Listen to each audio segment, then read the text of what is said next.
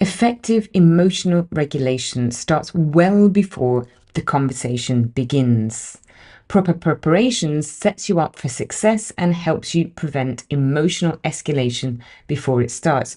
Obviously, this is more useful when you know you're going to be debating or discussing a certain issue. Sometimes we don't know that because it naturally just comes up in the workplace or when you're out having a drink with friends. But, maybe the colleagues you might be seeing or the friends you might be talking to, and you can sort of see where the conversation might go. So set realistic expectations about what you can achieve. You probably won't change someone's fundamental worldview in a single conversation, and that's very normal.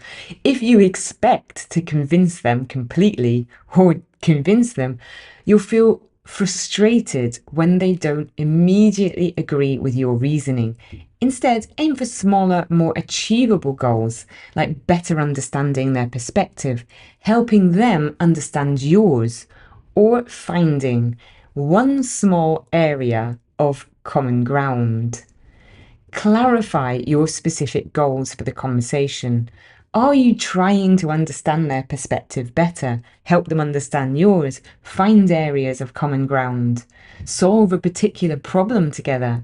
Different goals require different approaches, and being clear about your intentions helps you stay focused when emotions run high. Write down your primary goal before the conversation starts. Practice expressing your key points calmly and clearly. When we're emotional, we often explain things poorly, stumble over words, or forget important aspects of our reasoning.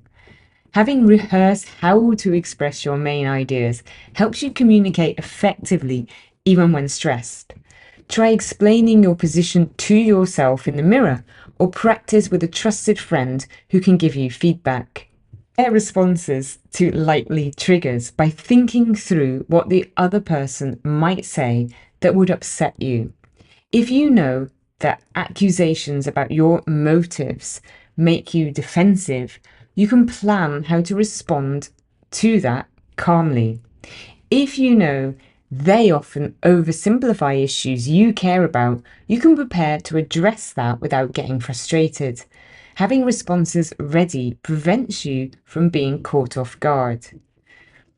The mental preparation checklist helps you to think through these elements systematically. What do you genuinely hope to achieve? Not your ideal outcome, but what would represent meaningful progress? What would success actually look like in this specific situation with this specific person? Anticipate challenging moments. What might they say that would typically upset you? How have similar conversations gone in the past? What patterns do you want to break? If they question your motives, your competence, or your caring about the people affected by the issue, how will you respond without getting defensive? This preparation isn't about scripting the entire conversation, but about entering it with clarity about your intentions and readiness for predictable challenges.